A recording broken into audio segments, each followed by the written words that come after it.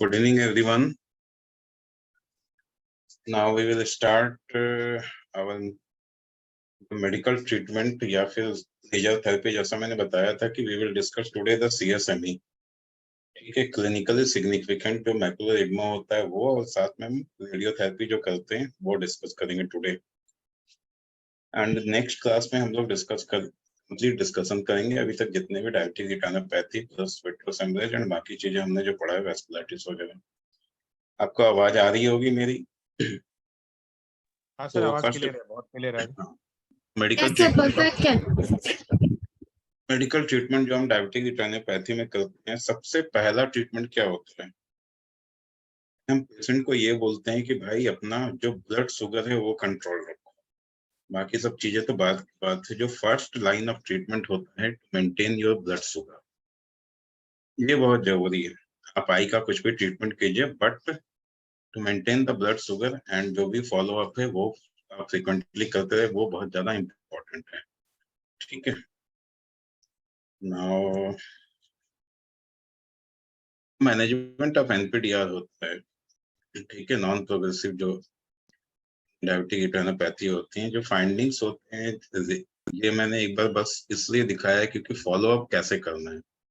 अगर real findings है, सिर्फ माइक्रो एनालिज्म है, तो क्या करना है? फॉलो अप इनवली करना है। है आपकी सर, आवाज आ रही है? Hello sir, please continue. Sir आ रही है। वो बीच में टोक देते हैं ना, तो ठीक है। एक्चुअली क्या है कि जो जनरल प्रैक्टिस करते हैं उसमें सिंपली हम ये बोलते हैं कि एवरी 6 मंथली आप फॉलो अप कराते रहिए। बट जो अकॉर्डिंग टू बुक होता है कि भाई क्या क्या फाइंडिंग होते हैं, उसके अकॉर्डिंगली हमें फॉलो अप करना होता है, ठीक है। अगर सिर्फ माइक्रो एनालिज्म है तो फॉलो अप हम एनुअली करेंगे, हर एक साल में उसको फॉलो अप करेंगे। अगर माइल्ड एनपीडीआर में क्या क्या होते हैं? माइक्रो एनालिज्म होते हैं plus dot and blot haemorrhage होते हैं, ठीक है। उसमें हम 9 मंथ में करते हैं। Third one is moderate NPDR. Moderate NPDR अगर है तो एवरी 6 मंथ से हम उसको फॉलो अप करेंगे।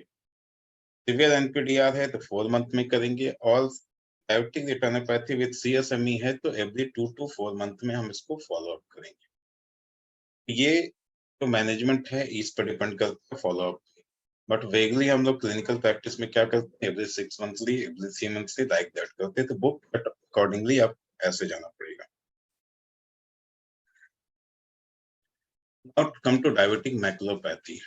ये क्या होता है? Most common in non insulin dependent diabetes में होता है। द इंसुलिन डिपेंडेंट डायबिटिस आपको पता होगा कि 2 टाइप्स के होते हैं। वन इज इंसुलिन डिपेंडेंट जिसमें हम इंसुलिन लेते हैं, अदर जो सल्फोनामाइड्स जो हम लोग टैबलेट लेते हैं, that is non insulin dependent, ठीक है। जो नॉन इंसुलिन डिपेंडेंट होते हैं उसमें maculopathy more than insulin dependent occurs in 10% of all the patient of diabetic retinopathy। ये सब चीजें आप एकदम याद रखना कि डायबिटिक रिटिनोपैथी का ऑल 10% पेशेंट्स ऐसे होते हैं जिनको ये चीजें होती है। And occur at any stage of diabetic retinopathy 30% of the eyes with the mild NPDR में डायबिटिक रिटिनोपैथी होगी। 38% of the eye with moderate severe NPDR में डायबिटिक मैकुलोपैथी होगी। And 71% of eyes with PDR, उसमें तो diabetic maculopathy होगा ही होगा, around 70% है। Now come to the same thing, CSME जो clinically significant macular edema है। लास्ट टाइम भी हमने डिस्कस किया था कि ये 3 तरह के होते हैं। फर्स्ट वन क्या होती है? There is retinal thickening at or within इन द 500 micron from the centre of the fovea. Fovea के आसपास जो 500 माइक्रोन एरिया होते हैं, वहां पे अगर रेटिनल थिकनिंग है then there is macular oedema. Second में क्या आता है? Exudate. along with that small थोड़े से थिकनिंग होगी बट एक्जुडेट फॉर्मेशन होंगे 500 microns at the centre of the fovea, तो there is clinically significant macular oedema. But क्या होता है? जोन्स होते हैं, zones of the retinal thickening greater than or equal to 1 disc diameter. 1 disc जो diameter होती है, 1 डिस्क का साइज क्या होता है? वो एक डिस्क का साइज क्या होता है? 1.5 मिलीमीटर। 1 डिस्क डायमीटर होती है वो एटलीस्ट पार्ट, वो क्या होती है? 1 disc diameter from the centre of the fovea से अगर वहां पे रेटिनल थिकनिंग है तो that is also clinically significant macular oedema. तो आ जाओ यहाँ पे पिक्चर के हिसाब से आप ज्यादा आसानी से समझ सकते थे। Retinal thickening at or within इन द 500 micron from the centre of the phobia. ये आपका सेंटर हो गया, मैकुला हो गया, यहाँ पे फोबिया हो गया, उसके अराउंड जो 500 माइक्रोन एरिया है वहां पे रेटिनल थिकनिंग है, then it is called clinically significant macular. Second criteria क्या है, ये 500 माइक्रोन के आसपास फोबिया के जो डेट्स होंगे, जो येलो येलो आपको दिख रहे हैं, then there is clinical significant macular oedema. Come to third, ये क्या है कि वन डिस्क डायमीटर के आसपास, जो फोबिया के वन डिस्क डायमीटर के आसपास अगर रेटिनल थिकनिंग होती है, then it is also called as clinically significant macular oedema. यहाँ पे लिखा हुआ है zones of retinal thickening greater than or equal to one disc diameter. देखो कितना बड़ा ये जो रेटिनल थिकनिंग है, ये क्या है, फोबिया के आसपास वन डिस्क डायमीटर का रेटिनल थिकनिंग है, और कितना पास में है, with in the one disc diameter from the centre of the fovea. Fovea से डिस्टेंस भी वन डिस्क डायमीटर, और जो रेटिनल थिकनिंग है वो भी वन डिस्क डायमीटर, तो there is clinically significant macular oedema. ठीक है, डायबिटिक मैकुलोपैथी जो है, मैकुलोपैथी बोल दे या सीएसएमई बोल दो, बात बराबर है। इसमें क्या मैनेजमेंट कैसे करते हैं, सबसे पहले medical control of diabetes mellitus hypertension and renal disorder. जो मोस्ट इंपॉर्टेंट जो पहला स्टेप है यही है कि भाई अपना ब्लड शुगर आपको कंट्रोल रखना है, पेशेंट को ये बताना है। ठीक है, उसके बाद सेकंड है आपका फ्लोरेसेंट एंजियोग्राफी इवैल्यूएशन करेंगे, उससे हम देखेंगे कि कहाँ पे लीकिंग है, कहाँ पे एडमिट है, और उसके अकॉर्डिंगली हम थर्ड वन जो लेजर ट्रीटमेंट है वो करेंगे। लेजर ट्रीटमेंट होने के बाद जब विजन थेरेपी शुरू होगी, तो उसके बाद हम वो करेंगे फॉर इंप्रूविंग द विजन। ठीक है, सिग्निफिकेंस ऑफ जो हमें एफएफए करते हैं, उसमें फंडस फ्लोरेसेंट जो एंजियोग्राफी करते हैं वो क्या होते हैं, नॉट रिकमेंडेड एज रूटीन। देखो फंडस जो एंजियोग्राफी करते हैं उसमें हम क्या यूज करते हैं, जो डाई यूज करते हैं उसके काफी सारे ड्रॉबैक्स हैं। कभी कभी 5 में से इंडिया के तो पब्लिक थोड़े डिस्टेंट होते हैं, बाहर क्या होती है कि 5 to 10 में से एक बंदे की डेथ हो जाती है, ज्यादा ये इरिटेबल होती है। जैसे आप एफएफए करते हो, आप जो लोग भी अभी साथ किया होगा या नहीं किया होगा, तो आप देखो कि हर तीसरे या चौथे पेशेंट को आप दवाई डालते ही उसको वॉमिटिंग शुरू हो जाएगी, उसको प्रॉब्लम शुरू हो जाती है। ठीक है, तो it is not recommended as routine practice. ऐसा नहीं कि जो भी आया सबको ठोक दो, ऐसा कुछ नहीं है। रूटीन प्रैक्टिस में इतना ज्यादा यूज नहीं करना है जबकि आपको उसकी जरूरत नहीं है। Recommended to identify the treatable reason. जब आपको ट्रीटेबल मतलब कि हमें ये आइडेंटिफाई करना है कि कहाँ पे लीकिंग है जिसकी वजह से फ्लूइड आ रहा है, तभी हमें करना है। And not needed for the diagnosis of CSME. CSME के डायग्नोसिस के लिए हम ये यूज नहीं करेंगे, हम किसके लिए करेंगे, ट्रीटमेंट के लिए करेंगे। ठीक है, now come to treatment of the CSME. Indication क्या है, सीएसएमई इवन इफ अगर विजुअल एक्टिविटी 20/20 है, मतलब कि 6/6 भी है, सीएसएमई तो हम उसको ट्रीट करेंगे ही करेंगे, क्योंकि लेटर ऑन उस बंदे की विजन डाउन होगी। ठीक है, नाउ तो रिस्पॉन्स अगर है इस्केमिक मैकुलोपैथी है, वहां पे सीएमई है, डिफ्यूज एडमा है, hard exudate at the phobia है, तो हम ट्रीटमेंट करेंगे सीएसएमई का। नाउ ट्रीटेबल लीजन कौन कौन से है, तो फोकल जो लीक्स है in the 500 micron from the center of the macula causing thickening at the hard exudate।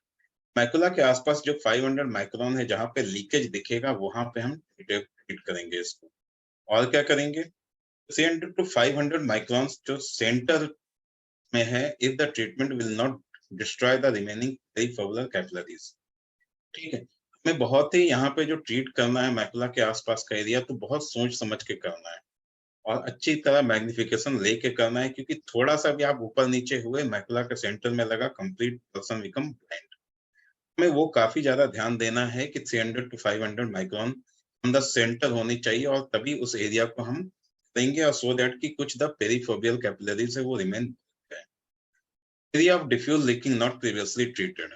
अगर पहले से वहां पे कोई ट्रीटमेंट का लीकेज का लेजर हो रखा है, तो दोबारा आप वहां पे लेजर नहीं करेंगे। अगर आपको दिख रहा है कि नहीं यहाँ पे एक बार लेजर हो चुका है, तो आप वहां पे नहीं करेंगे, क्योंकि इतना बड़ा एरिया नहीं होता है कि आप बार बार वहां पे लेजर मारते रहो।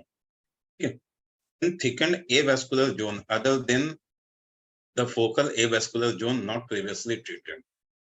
अब क्या होगा कि एक तो आपने मैंने एनाटॉमी बताया था तो याद होगा मैकुला जब पढ़ा रहे थे तो एफएजेड एक एरिया था। एफएजेड क्या था? फोकल एवास्कुलर जोन था। वहां पे हमें दिखता था कि वो एरिया एवास्कुलर है, इसलिए हम उसको आइडेंटिफाई नहीं कर सकते हैं। इसके अलावा मैकुला के आसपास अगर आपको कोई एवास्कुलर जोन दिखता है तो हमें वहां पे ट्रीटमेंट करना है। आपको ये आइडेंटिफाई करना जरूरी है कि normally anatomical focal avascular zone कौन सा है और अदर एवास्कुलर जोन कौन सा है जो कि लीकेज की वजह से वहां पे ब्लड सप्लाई नहीं पहुंच पाई है, तो that will area become avascular, तो हमें वहां पे लेजर मार के उसको ट्रीट करना है। ये देख लो डायबिटिक मैकुलोपैथी, आप मैकुला के आसपास देख रहे हो यहाँ पे कि कितनी सारी जो डेट भरी पड़ी है, प्लस यहाँ पे मैकुलर थिकनिंग भी है, ठीक है, एडमा भी है। एमची आप यहाँ पे देख लो, ये ऑप्टिक डिस्क है, नीचे आओगे यहाँ पे आप देख लो कितनी सारी हार्ड एक्जुडेट भरी पड़ी है, साथ में हेमरेज भी है और रेटिनल थिकनिंग भी है। तो डायबिटिक मैकुलोपैथी आप ऐसे दिखेगी, ठीक है। Now come to the ischaemic zone. Ischaemic zone जहाँ पे ब्लड सप्लाई नहीं पहुंच पा रही, it is represent the closure or the non perfusion of the perifoveal capillary and is more often seen in type 1 diabetic mellitus, ठीक है। ऐसा area होता है जहां पे पेरिफोबियल कैपिलरीज का नॉन परफ्यूजन होता है, मतलब वहां पे ब्लड सप्लाई नहीं पहुंच रही है और most commonly type 1 diabetes mellitus में दिखता है, ठीक है। Positive correlation between focal avascular zone size and advanced level of the, आपको ये कोरिलेट करके देखना है कि एवास्कुलर जो नॉर्मल एनाटॉमिकल कैसा है और ये कैसा है, ये आपको जरूर आइडेंटिफाई करना है। Irregularity of the vascular zone margin, ये एक अच्छी चीज है। यहाँ पे क्या होती है, अगर जो आपके पैथोलॉजी की वजह से जो एवास्कुलर जोन बनता है इट इज इरेगुलर, जो आपका नॉर्मली बना हुआ है जो फोकल एवास्कुलर जोन है वो काफी रेगुलर शेपेड होता है, कि ये जो बनेगा काफी इरेगुलर, कुछ ऐसे तिरछा रहेगा, ऊपर रहेगा, तो लाइक दैट रहेगा, तो वो आपको आइडेंटिफाई करना है। The widening of the intercapillary space in the perifoveal capillary bed, वहां पे क्या है कि थोड़ी वाइडनिंग हो जाएगी because of avascularity ischemic maculopathy। You can see that कि यहाँ पे आपका मैकुला आपको थोड़ी सी ischemic एरिया दिख रही है, ये आपको नॉर्मली जो दिख रही है। Now come to the FFA, ठीक है।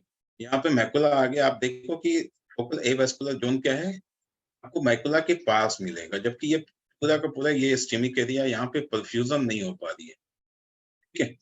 तो दैट विल इंडिकेट कि यहाँ पे जेमिक मैकुलोपैथी है, ठीक है। अगर आपको नॉर्मली होगा तो यहाँ छोटा सा एरिया दिखेगा जो कि एवास्कुलर दिखेगा, जबकि यहाँ काफी ज्यादा फोकल एरिया एंड ऐसा भी बताया कि रेगुलर मार्जिन होंगे तो वैसे दिखेंगे। लेजर क्या करेंगे मैकुलोपैथी में, क्या करेंगे, देयर इज लेजर के लिए स्टेजिंग होती है। Staging of ischemic maculopathy कैसे करेंगे, ischemic foci scattered around the macula and focal avascular zone is intact, ठीक है। एक फोकल एवास्कुलर जोन इंटैक्ट रहेगा और ischemic foci जो रहेगा वो स्कैटर्ड रहेगा, जैसे आप यहाँ पे देख रहे हो। एवास्कुलर जोन जो है मैकुला के पास इंटैक्ट है, बट ये देखो पूरा का पूरा स्कैटर्ड है चारों तरफ रेगुलर मार्जिन के साथ। We will go for the ischemic maculopathy with the laser treatment. Extension of ischemic foci involves the 25% of the avascular zone. अगर avascular zone का 25% इन्वॉल्व है अभी हम ट्रीट करेंगे। Ischemic area involving greater than 25% of avascular zone, यहाँ पे हमें सोच समझ के करना है लेजर ट्रीटमेंट, और अगर टोटल इन्वॉल्वमेंट है avascular zone का तो फिर हमें सोचना पड़ेगा। अब यहाँ पे देख लो laser indicated in stage 1 and stage 2। Stage 1 में क्या करते हैं, जब एवास्कुलर मार्जिन दिखता है और हमारा फोकल एवास्कुलर जोन है वो इंटैक्ट है। दूसरा में लेस देन 35% एरिया इन्वॉल्व है, हम करेंगे। बाकी दो में हम नहीं करेंगे। अगर एवास्कुलर जोन इन्वॉल्व हो गया तो मैकुला खत्म एंड विजन विल बिकम खत्म and person will become blind. अब क्या है laser treatment, is clearly the first line treatment of the diabetic retinopathy and diabetic macular oedema. Laser treatment जो होता है वो फर्स्ट लाइन ट्रीटमेंट होता है, ठीक है। गोल किसका होता है इसका, macular laser treatment is to reduce the progression. आप चारों तरफ लेजर करके क्या करते हैं, उसको सील करते हैं ताकि जो एडमा है वो प्रोग्रेस नहीं करे चारों तरफ। It reduces the risk of doubling the visual angle from 4% to 12% overall level of the visual acuity over a period of 3 years. ठीक है, जब आप लेजर करते हो, जब आप फॉलो अप करते हो और आफ्टर 3 ईयर के बाद देखते हो तो क्या करता है, it reduces the risk of the doubling the visual angle from 24 degree to 12 degree. ठीक है, आपका 24 डिग्री जो इन्वॉल्व रहता है विजुअल एंगल जो आप देखते हो, वो उसको आप क्या करते हैं, रिड्यूस कर देता है 12% में over the all level of the visual acuity. ठीक है, मतलब क्या करेगा कि वो आपका जो विजन डिक्रीज हो रहा था वो मार्जिन 24% से 12% पे हो जाएगा। And treated the risk drop by the 50%, और जो रिस्क है वो 50% के करीब वो कम कर देता है। एंड लेट फोटोकोगुलेशन जो थेरेपी आपने देखा ही होगा कैसे करते हैं, उसमें क्या करते हैं, जस्ट लाइक स्लिट लैम्प जैसा ही होता है। Illumination and observation arm should be, जैसे हम स्लिट लैम्प में देखते हैं एक लाइन में इल्यूमिनेशन एंड ऑब्जर्वेशन एक लाइन में होनी चाहिए। Vertical slit lamp beam with the illumination should be narrow and short to the minimize the back the scattering the slit lamp. Vertical slit lamp beam होता है वो illumination के should be एक ही area में narrow होने चाहिए, so that कि जो लेजर जाए वो प्रॉपर्ली जाए। Magnification between 5 times to 12 times हम इसको मैग्नीफाई करते हैं, एंड जो स्टार्ट करते हैं लेस मैग्निफिकेशन से करते हैं, हमेशा बड़ा मैग्निफिकेशन नहीं करेंगे। बड़ा मैग्निफिकेशन में क्या ड्रॉबैक होता है कि एरिया छोटा हो जाता है, आप किसी भी चीज को बड़ा करोगे एरिया छोटा हो जाएगा तो आसपास की चीजें आपको नहीं दिखती है। तो हमेशा लेस मैग्निफिकेशन करके पहले पेरिफेरी से स्टार्ट करेंगे, then we will go for centre. तो जो कॉमन टाइप यूज होते हैं जो लेजर होते हैं वो क्या होते हैं, double frequency ND arc laser. ND arc laser आपके दोनों में यूज होते हैं, जो आप क्या कैप्सुलोटोमी करते हैं उसमें भी करते हैं और इसमें होते हैं। 536 एंड 1034 उसका होता है। सेकंड वन इज डायोड हो गया, third one is argon laser हो गया। ठीक है, अभी मैं इसके आगे भी आऊंगा एक एक करके। तो पावर होती है वो 200 माइक्रोवाट होती है, ड्यूरेशन 0.1 सेकंड होती है, स्पॉट साइज हो जो होती है 300 to 500 माइक्रोन होती है। स्पॉट साइज मतलब वो जब भी लेजर रहेगी तो कितना बड़ा स्पॉट बनाएगी, that is 300 to 500 micron. Pulse interval क्या होगा, 0.3 to 0.4%, हर 0.3-0.4% वो गैप रहेगा वन एंड अनदर लेजर में। जो जनरली यूज करते हैं जो लेंस वो कौन सा होता है, एरिया सेंट्रलिस 84% वाला होता है। ठीक है, डायनेमिक ये क्या करता है, डायनेमिक फील्ड ऑफ विजन होता है, जो मैग्निफिकेशन होती है 1.06% की होती है, and 0.94% plus laser spot of magnification factor. ये जो होती है एरिया सेंट्रलिस, जनरली हम यही यूज करते हैं। एंड सुप्रामैकुलर होता है जो 2.2 होती है, जो 60 degree and 70 degree of field of view में यूज करते हैं। 1.49 इसका मैग्निफिकेशन होता है, 0.6% एंड द लेजर स्पॉट होगी एंड मैग्निफिकेशन फैक्टर इसकी अच्छी होगी। मैकेनिज्म और action of the laser, last time भी किसी ने पूछा था कि ये काम कैसे करता है, हम लेजर करके करते क्या है। मैकेनिज्म जो होती है वो क्या चीज होती है, पहले क्या होगी, change in the RP result in increase removal of the fluid. आप देखे थे कि जो एनाटॉमी हमने पढ़ा था तो देखा था कि जो आरपी का फंक्शन बहुत ही ज्यादा होता है। अगर वहां पे पानी भर जाएगा, देयर इज,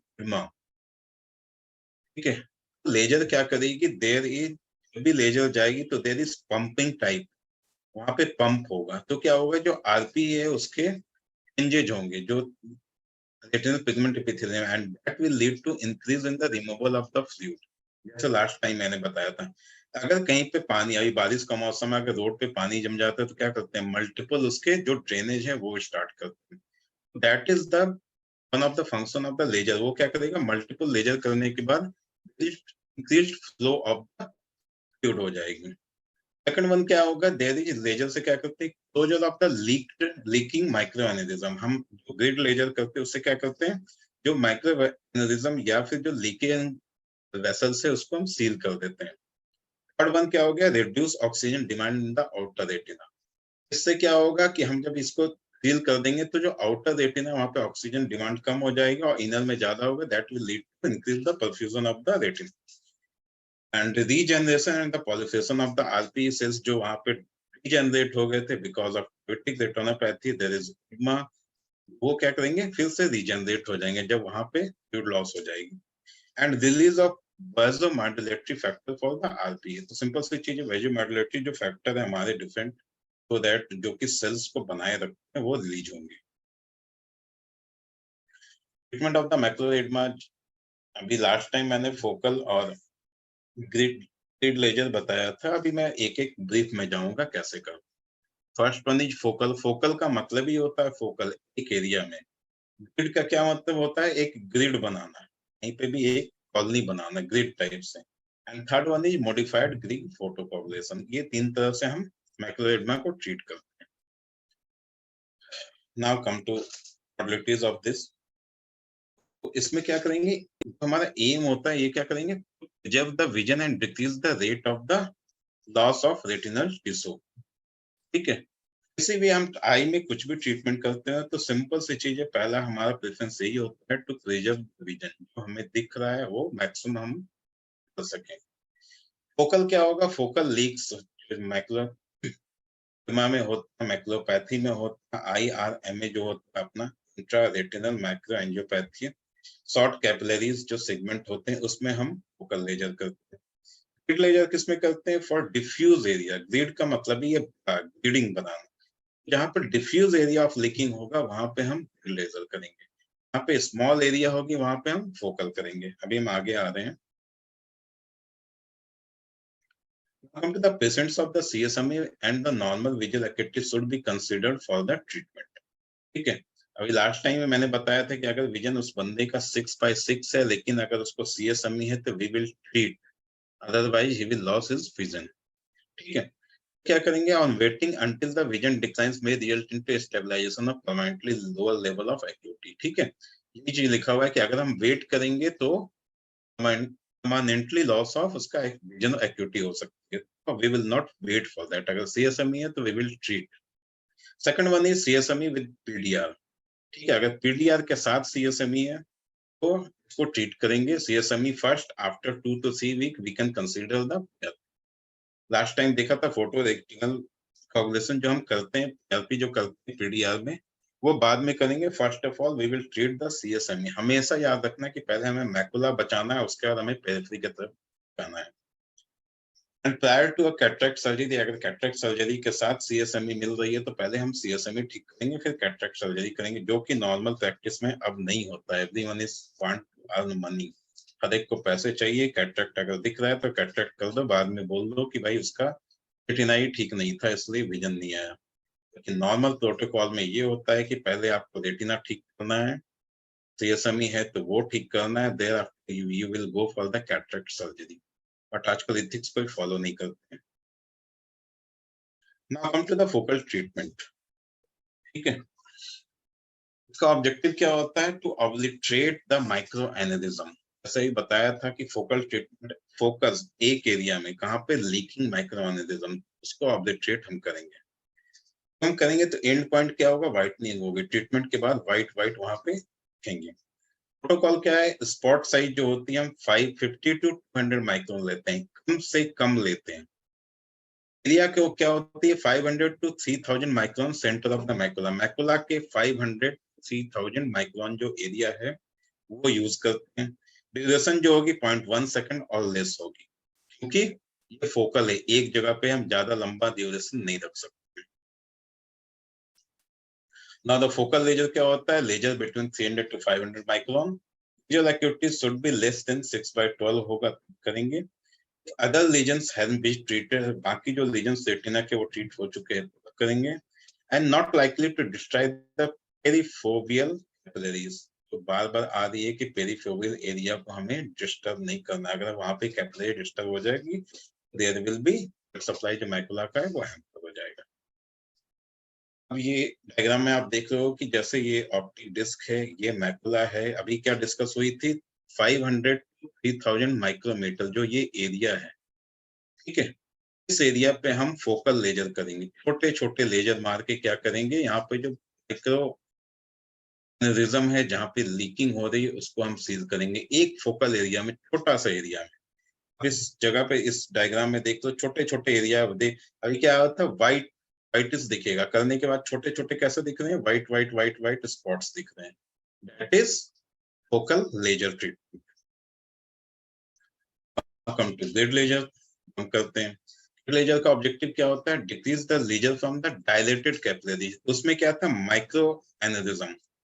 जो कैपिलरीज हो गई और माइक्रो कैपिलरीज हो गई, सबसे पतला जो छोटा होता है, वहां पे हम फोकल लेजर करते हैं। अब यहाँ पे जो डायलेटेड कैपिलरीज है, कैपिलरीज बड़ी हो चुकी है, लीक भी कर रही है, वहां पे हम ग्रिड फोटोकोगुलेशन करेंगे।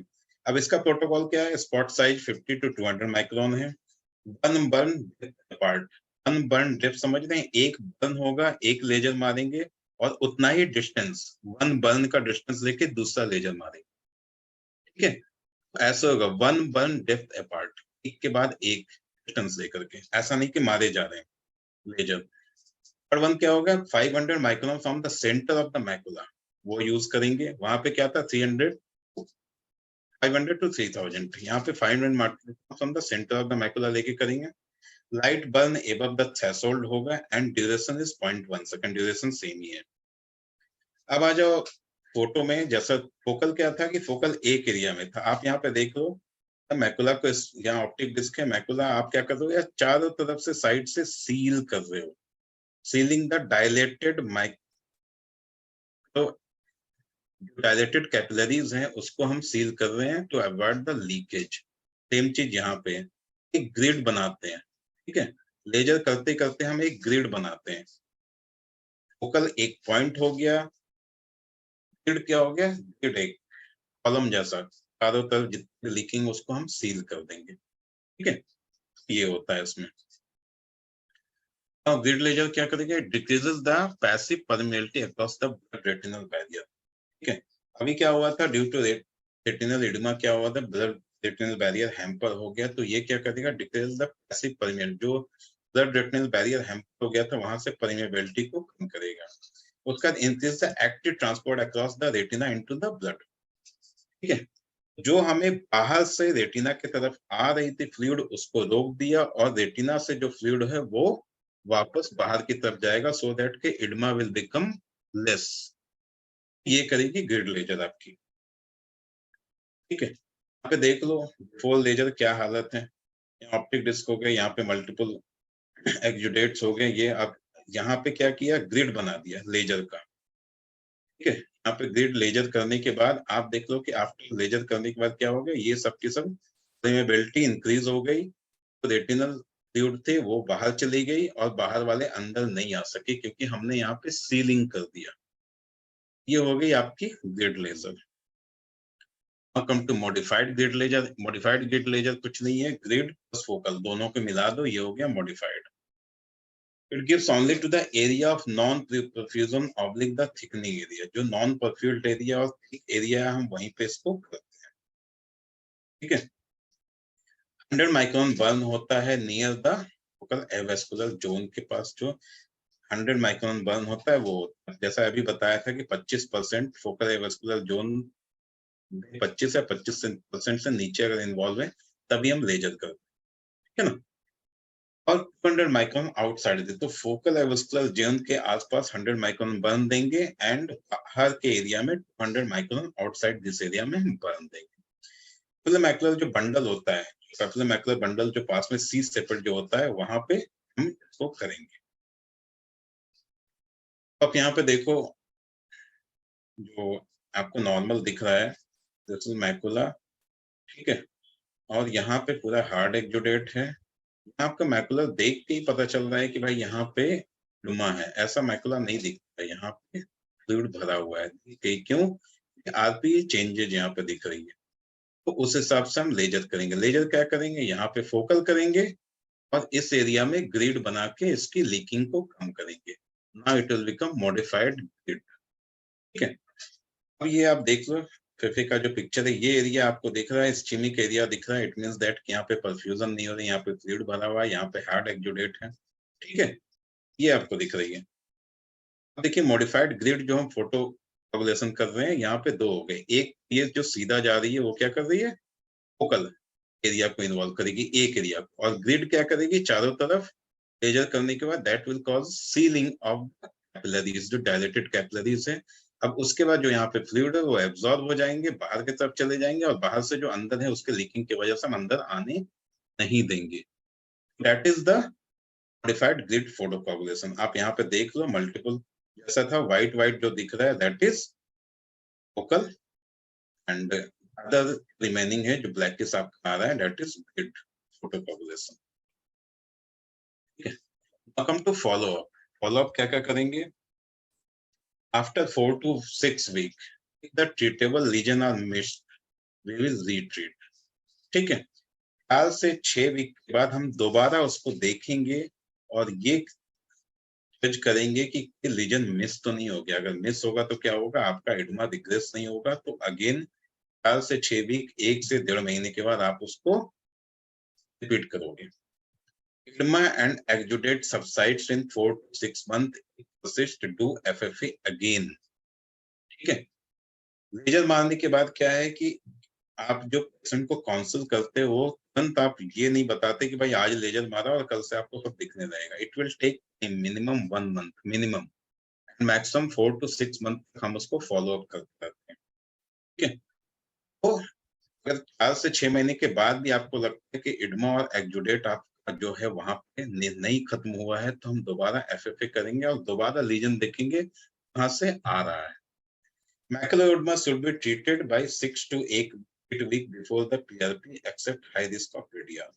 ठीक है, अगर मैकुलर एडमा PDR के साथ है, PDR में क्या होती है, NVE, NVD, वो बात की बात है।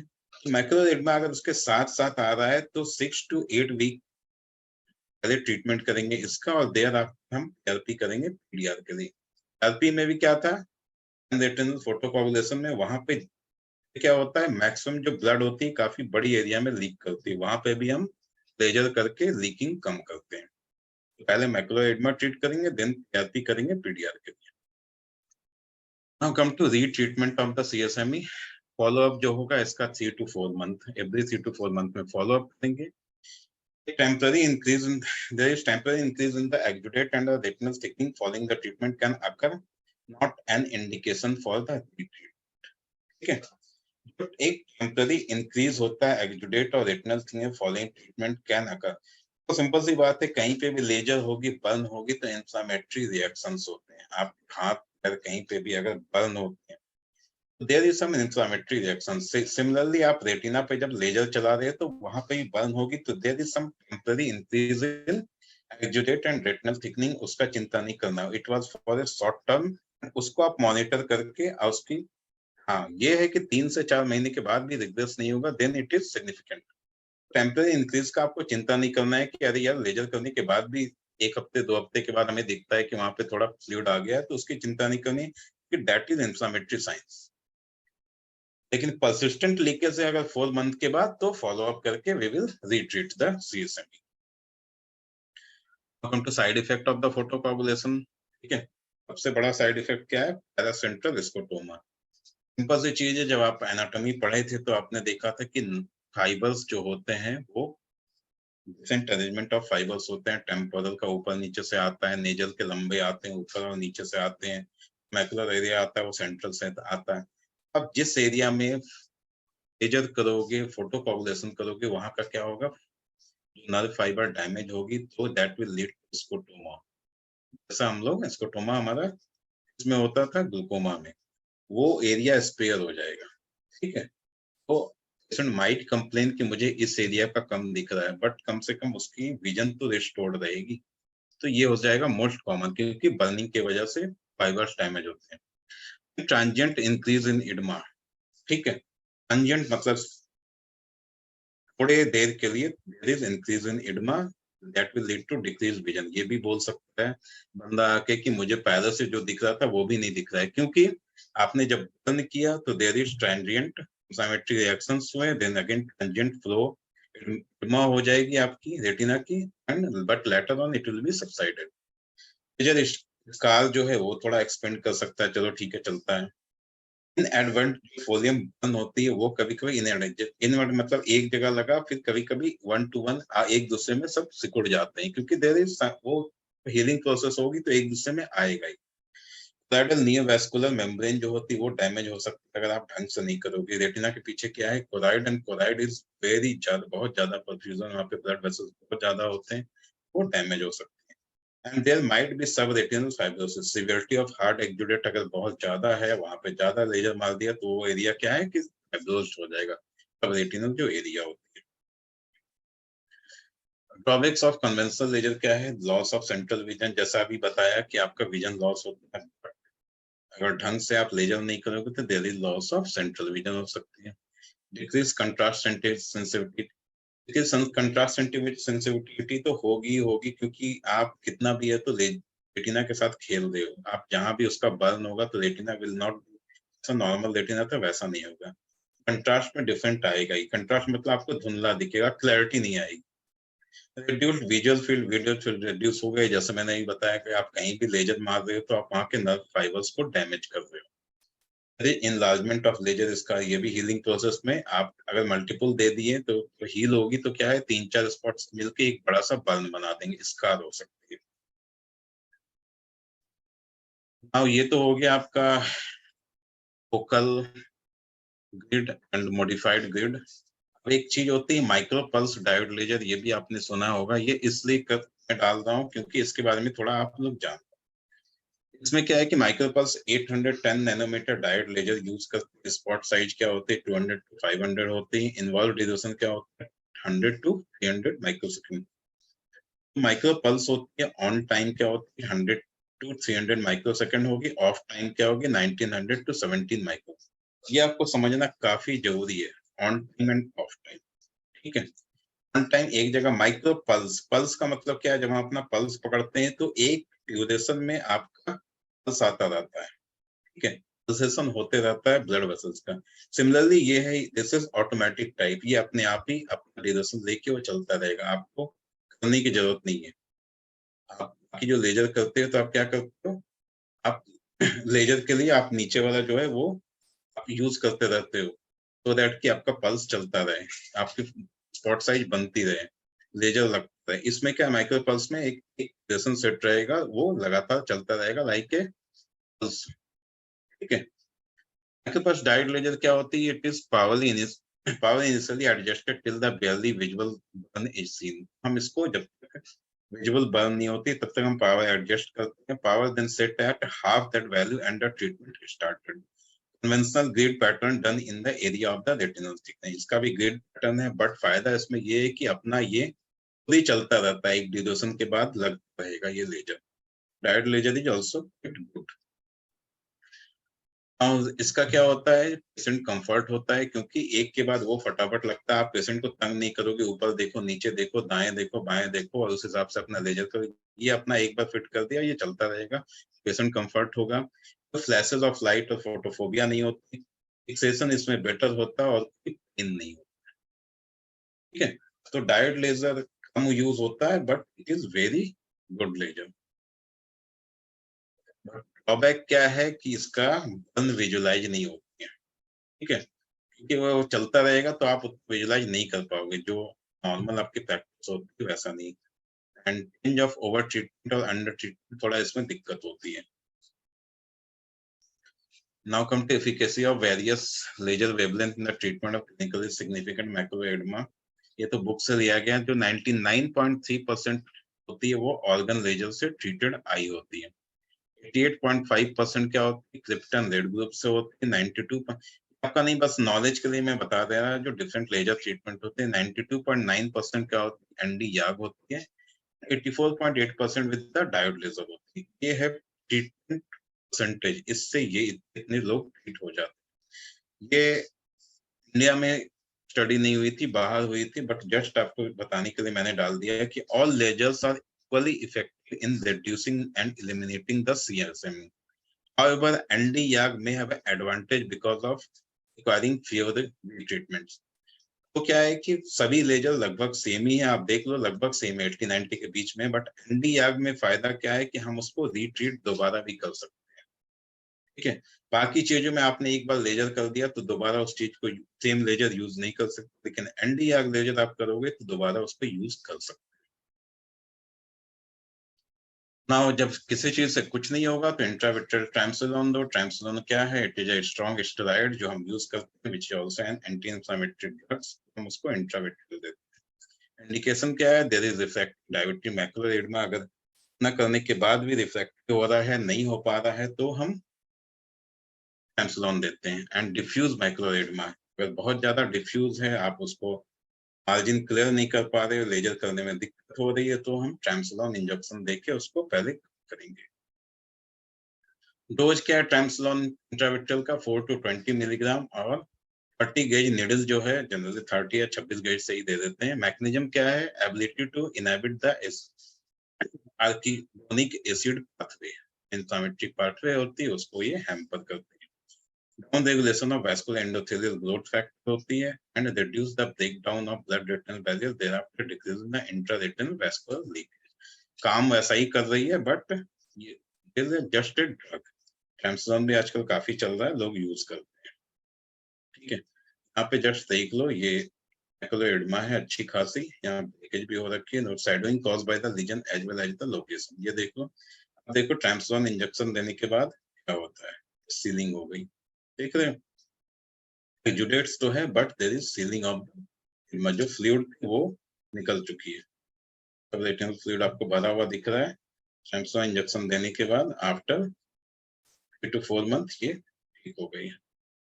तो डिसएडवांटेज क्या है? देयर इज इंट्राओकुलर, किसी का इंट्राविट्रल इंजेक्शन आप किसी को भी देते हो तो सिंपल सी चीज है, आपका वो एरिया क्या होगा, जितना 6 ml का तो एरिया ही होता है, उसमें आपने 4 ml एक्स्ट्रा डाल दिया, इंट्राओकुलर प्रेशर इंक्रीज करेगी, और अगर डालते वक्त लेंस को टच कर दिया तो कैटरेक्ट हो गई। ठीक है, एंड लेटर ऑन इन्फेक्टिव हो गया तो एंडोथेल्माइटिस हो जाएगी। तो डिसएडवांटेज ये होगी।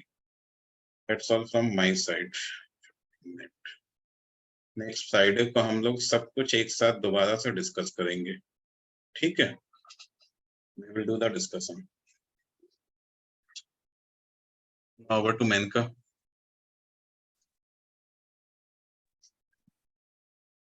Good evening sir. Good evening. अच्छे से एक्सप्लेन किया, इतना टफ टॉपिक था। Thank you so much sir. Everyone, सबको आप बताओ कि थोड़ा पढ़ के आएंगे नेक्स्ट टॉपिक में, क्योंकि थोड़ा डिस्कस करेंगे ना दोबारा